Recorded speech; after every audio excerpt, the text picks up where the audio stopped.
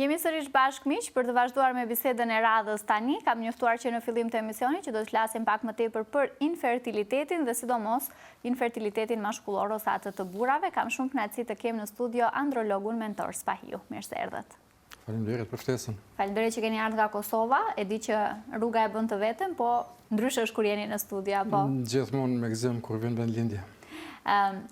Të jesh një androlog, çfarë do me thënë? Sepse nuk besoj që është një term që njerëzit e ndigjojnë shpesh. Andrologjia në fakt është një lëmi e re edhe në Meksi. Fillet i ka diku rreth viteve 80 në Gjermani. Në fakt, çka bën andrologu është që merret me infertilitetin mashkullor dhe shëndetin seksual të një moshkulli. Që shumë pak flitet për të në publik, në përgjithësi. Me siguri pak.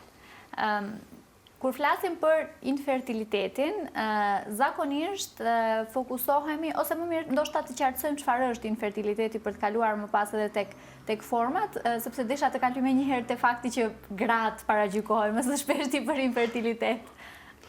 Në fakt, infertilitet është gjendje kur nuk arrin shtatzania në mënyrë spontane, do të thotë natyrore, për një afat prej 12 muajve, kur partnerët kanë marrëdhënie të pambrojtura.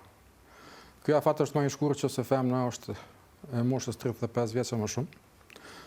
Po sa më në moshë që është femra, aq ky afat është më i shkurtër. E qartë.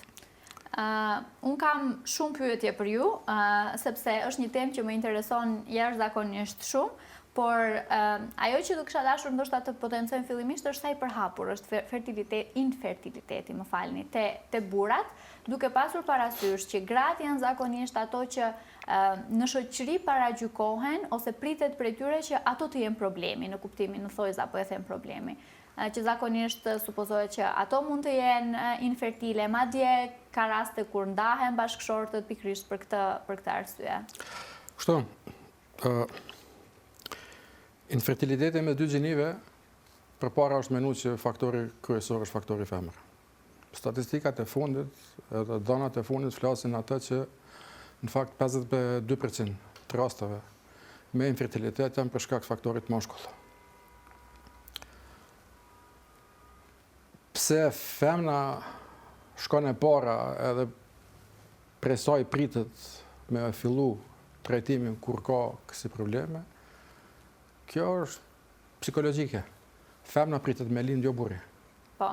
Për atë edhe sytë janë mas pari të kthym ka femna, mirë po, mjekësia thot që kur ka kësi probleme duhet ekzaminohen të dy partnerët të njëjtën kohë. Ky fenomen është, bare mund ku punoj, ka filluar të ndrojë kjo mendësi, do të thotë edhe burri dhe gruaja ose me këtë terminologjinë e re të dy partnerët vinë edhe ekzaminohen të njëjtën kohë. Më bëj qefi që po shihni një ndryshim.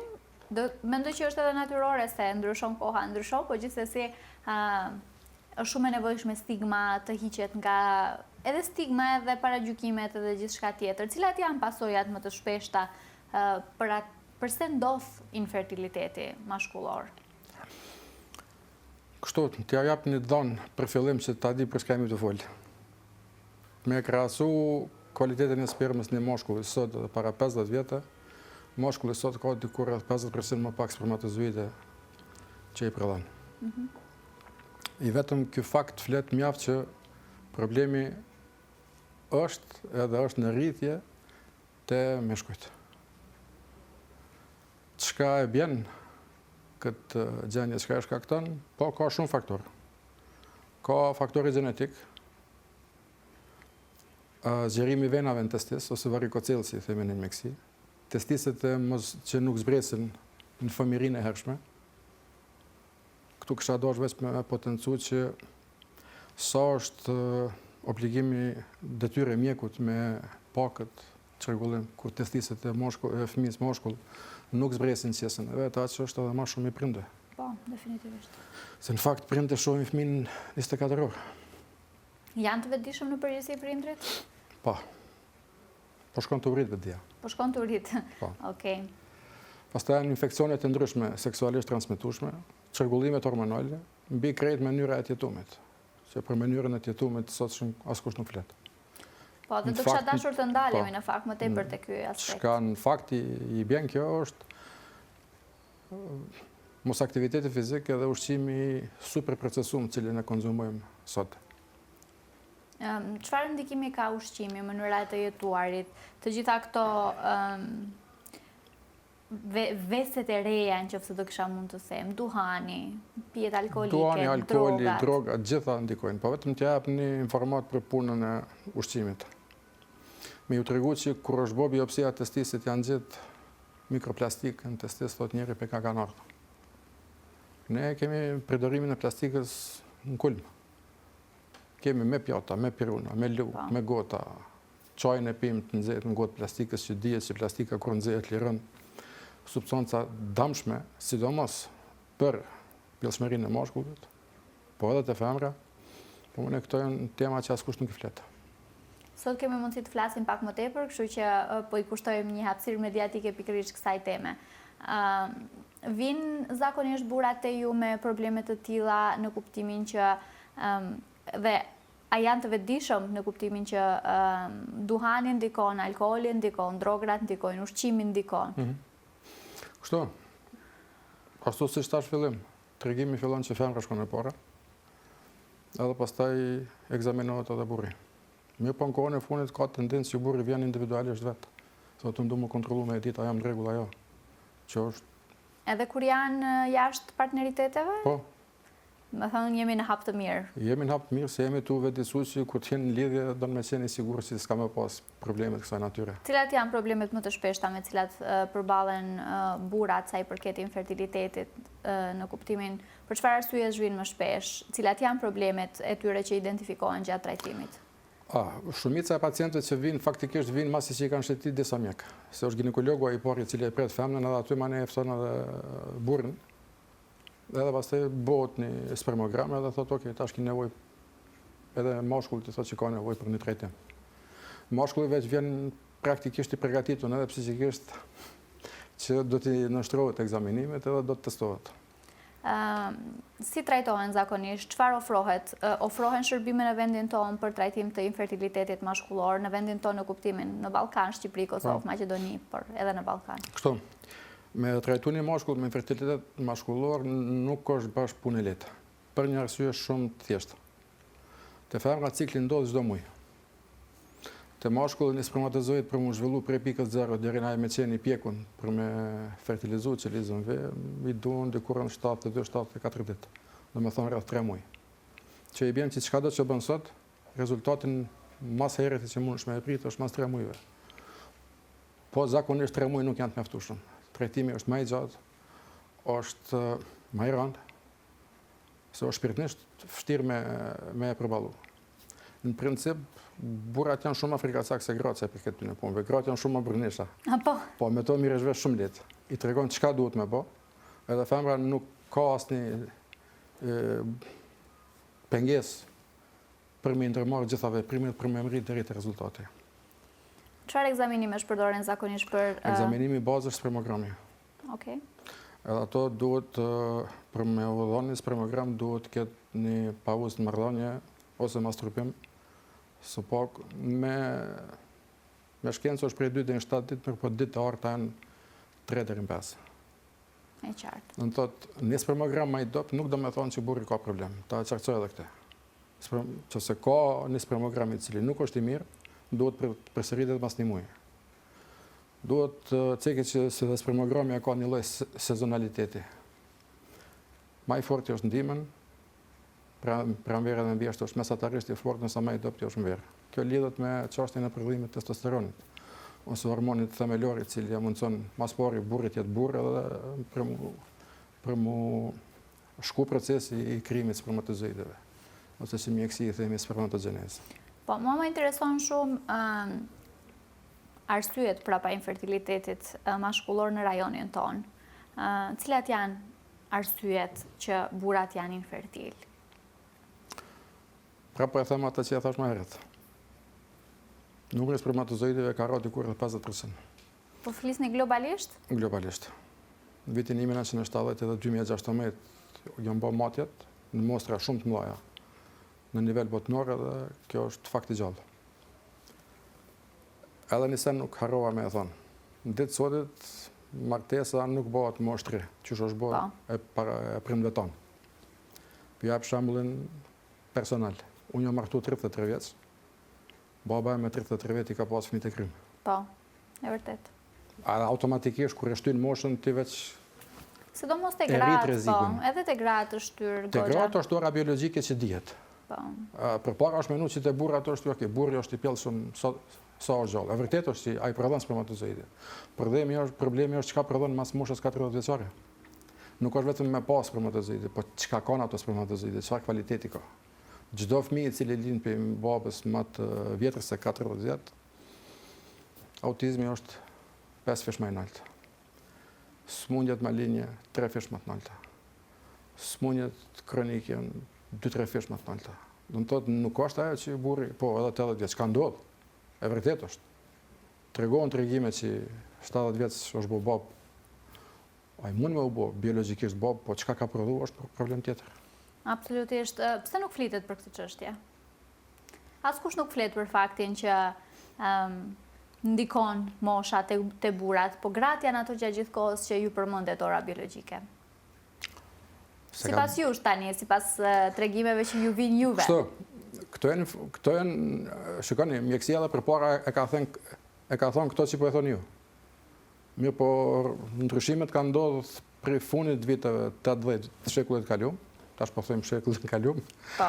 Domethënë për 50 vjet të fundit këto ndryshime kanë ndodhur. Edhe normalisht është fokusuar edhe mjekësia me trajtu këtë çështje. Pse është ende një temë tabu infertiliteti të burrat? Nuk flitet. Domethënë kjo ndoshta është ndër intervistat e pakta që bëhet për këtë çështje. Po ndoshta kërkuar se kanë ngritë këtë çështje. Po thua që fajin e kemi ne. Mediat me siguri duhet me bë punën e vet. Ka tabu? Ka. Varet edhe për regione, të kuptomi. Cilat janë? Mendoni që në rajonet rurale zakonisht stigma është më e madhe ose jo domosdoshmërisht? Është më e madhe për shkak të mënyrës jetumit. Jetojnë më mirë apo keq? Më keq, se jetojnë në bashkësi të mëdha. Në qytet zakonisht jetohet në bashkësi më të vogla, edhe absolutisht problemi del shpejt. Absolutisht. Zgjidhet, është çështje që zgjidhet infertiliteti, keni raste të suksesshme? Absolutisht se zgjidhet. Një pjesë e vogël, dikur me thonë, dikur rreth 20% mund me metë si raste të pa definume, që nuk do të thotë që shkaktori s'është diku, po nes po e dim. Po andrologjia është tu avansu me hapa të mëdhej për shkak të këtij problemi. Edhe për atë zbulimet bëhen thuaj çdo ditë. Ka raste të pasgjithshme, ka raste kur infertiliteti nuk është I shërueshëm, nëse mund ta. Ka raste kur çrregullimet gjenetike nuk janë evidentuar në moshën kur duhet, ato që mund më korrizu, ato që nuk mund. Edhe normalisht të vjen burri 30-35 vjeç me diçka që ka mujt fëmijë me u diagnostifiku dhe me e ditë çka e pret se kur e përgatit njerën ti edhe din çfarë faze, çfarë trajtimi bën. Kur sugjeroni ju që duhet të jetë vizita e parë te një androlog për një burr? Mund të vinë edhe pa arsye? Thjesht për kontroll? Ka, është në rritje ky numër I moshkujve që vinë pa ndonjë me thonë zër. Ai është vetëm lidhje, edhe do në marrë me e pa veç a është në rregull ose jo. Që e njëjta ndodhet edhe te femrat, barem aty ku punojnë. Nuk e përmena një fakt që sa është e përhapur kjo punë që me e ditë. Sipas statistikave të Organizatës Botërore të Shëndetësisë, jemi të folë diku rreth 17% të krejt çifteve në botë kanë të lashë me këtë punë. Qofse të fazës reproduktive. Do të thonë çift që mund me pru një jetë një fëmijë. I shikova numrat edhe në Maqedoni dhe në Kosovë se popullsia nalte poshtë. Aty është, si mas tyre numrave I bjen që dikur rreth 37.000 mashkull që dashur me pas problem në Maqedoni, edhe dikur rreth 36.000 në Kosovë. Që është goxha një numër I lartë. Nuk është numër I vogël. Po, definitivisht. Sa e rëndësishme është kur nga eksperienca juaj me punën me pacient, sa e rëndësishëm është lindja një fëmie për çiftet shqiptare sot? Me një kohë kur ka lind fëmia kanë thonë shqyrë, shtoj nusja. Sot gëzohet krejt familja. Krejt familja, absolutisht. Unë shpesh bëj shaka me pacientat kur lind gryja, thotë, ka lind Napoleoni tash, krejt janë kom. Edhe çashtu është. E di çka më intereson mua shumë, a kërkojnë të dinë nëse mund të zgjidhet gjinia ose jo, ose a varet zgjedhja e gjinisë nga burri apo nga gruaja. Kjo është tregim pafund. E di, andaj ju pyes. Kjo është tregim pafund, po më ju thon drejtën, për asaj çka shohën, a dini kush është faktori që kërkon këtë punë më shumë? Kush, gruaja, më thoni. Po sepse indikon asaj në jetë, automatikisht. Se me indikon jetë kur i ka fëmijët. Indikon nga shoqëria, Çdo nga rrethi. pacienti i cili ka vajzë, unë i them që është milioner. Është edhe me fe ashtu trajtohet. Po. Djali? Nuk di. Kërkojnë? Është kërkesë? Është, po jo aq e madhe sa na mendojmë dhe sa kemi bërë përpara. Në kuptimin e kërkojnë një djalë apo? Po. Kërkojnë. Shqiptar jemi, s'kemi ç'bëjmë, Shqiptar, e kemi në shoqëri. Nuk është veç të na. Nuk është veç të jemi, jo, absolutisht. Unë kom një mik anglez që kur i ka lind nipi e ka fitu botën. Po se, globalisht janë këtë lëvizjet, nuk është vetëm të ne, se kemi fillu me folë veç për ne dhe na nuk bëjmë, jo, edhe bota jo, është globalisht, definitivisht. Ka mite të cilat përhapen për infertilitetin, se edhe përmendëm disa. Në kohën e globalizmit edhe kur informatat përhapen në milisekonda, mitet shkojnë të rrosh çdo ditë. Edhe po i thyem. Mas myteve, zakonisht rruhet ai i cili është i pasigurt me vetë edhe nuk e din që ka probleme dhe nuk do në më marrë me ta. Çfarë do ju kishit thënë ju burrave që po na ndjekin për momentin, sa i përket infertilitetit? Çfarë mesazhi do kishit dashur të jepni nga kjo studio, duke pasur parasysh tabun, stigmën, paragjykimet e shumta rreth kësaj teme? Ashtu që shko më thonë këtë studio tjera, më martu ma heret. Jo me bo gabimin tem. Më martu ma heret. Për gratë apo për burrat vlen kjo, ose për të dy palët? Për dy palët. Po thoni që duhet i rikthehemi pak kohës... Jo. Po nuk mundemi me u mbrojt mas asaj që unë po e njeki karrierën edhe tash. Po thua që duhet të jetin paralel. Po. Se tash kjo puna e asistimit, frytnimit asistum. Kam rinë në atë shkallë që, okej, femra po do njerë me një karrierën, i ngrinë që lizat ve. Po. Edhe ma një masit që e krynë karrierën, hajtë tash po bëj fëmi. Nuk jeni pro kësaj? Jo, çdo plakje problem gub. Më thënë plakja vazhdon të ngelet një plakja, në thojza po e them. Organizmi plakët çdo ditë. Po. Ai nuk përtrihet. Nuk mundesh me thonë që sot jam njësoj që shkom qenë para 5 vjetë, para 10 vjetë. Largën ato. Cila du kishtë qenë mosha ideale kur ju sugjeroni që çiftet duhet të provojnë të kenë fëmijë, me që po thoni që duhet të 25-30? 25-30. Nuk është asë shumë herët, asë shumë vonë. Jo, nuk po flasë për ato 18, ato jo. Si janë ende gati, ende kanë kohë. Kanë punë me po. Kanë punë me po, definitivisht. Do kisha dashur ndoshta për fund, sepse po i afrohemi fundit të bisedës, diçka që se kemi përmendur, na ka ikur një mesazh për të rit, ndoshta të cilët po na ndjekin për momentin? Pjellshmëria e burrit është urrë çdo ditë. Kështu që mirë është me qenë i vëmendshëm, me përcjell faktikisht vetveten. Edhe nëse është diçka që nuk është okay me ata që ai e din, të lajmërohet mjekut me verifiku. Në çfarë moshe një djalë duhet të vijë për herë të parë? Te vajzat është 12 vjeç. Nuk ka ndonjë moshë caktuar për djem. Mirë, po nëse djali hyn në pubertet, nuk ka ndonjë zhvillim normal pubertet. Nuk ka zhvillim të, me thonë, qimeve në fytyrë, në trup. Gjatësia e tij është më e gjatë se normalisht ose më e shkurt. Ai duhet me u lajmëru mjekut me pa ku qëndron problemi. Po, këto janë ato simptomat e para, po thoni. Mos zhvillimi i testiseve në madhësi. Okej. Këto janë sene që këtë janë shkalojnë. Se kërkush nuk do në më marrë me këtë punë. Po, është e përgatitur shoqëria shqiptare të identifikoj këto gjëra? Në përgjithësi, sa dim ne për këtë çështje? Sa ma shumë të informohet, aq ma mirë. Nuk ka përgatitje për këtë. Duhet non-stop me informu Ato që ja thash fillim, qofse baba dhe nona nuk e përcjell me fëmijën e vet, a kanë zhdryp testiset në qesën e vet, e kanë bo fajin e parë me fëmijën e vet. E qartë. Se një intervenim i thjesht, i cili duhet më bo para moshës 18 muajshe, i rregullon punët edhe zakonisht rreziku për me pas të lashe në kur të rritet është afër me zero. Janë gjeneratat e vjetra më të vetëdijshëm për këtë çështje? Kam përshtypjen sikur gjyshrit tanë kanë ditur shumë më shumë për këtë çështje dhe i kanë bartur gjenerat pas gjenerate. Shumë ma shumë kanë ditë gjyshrit tanë se ne. Kupton, kam pasur një farloj mënyre... Po, ne kemi informatën në dorë, në telefon. Ajo dash me lexu. Po. Edhe e kanë bartur. Po normal, kur bebon mundin me e marrë informatën, normal që ki me e marrë gati. A kur e kin telefon, ti nakës nuk klodhosh me memorizu e se e din që e kin telefon. Kur të vinë në nxerë. Definitivist. Numrat e telefonit a i marrë me nësot dikush? Jo. Jo, definitivist.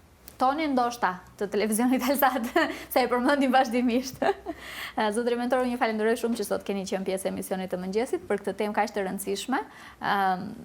Flitet pak, uroj që të flitet më shumë që sot e tutje, dhe të ju kemi më shpesh në studio, pse jo? Faleminderit. Shumë kënaqësi.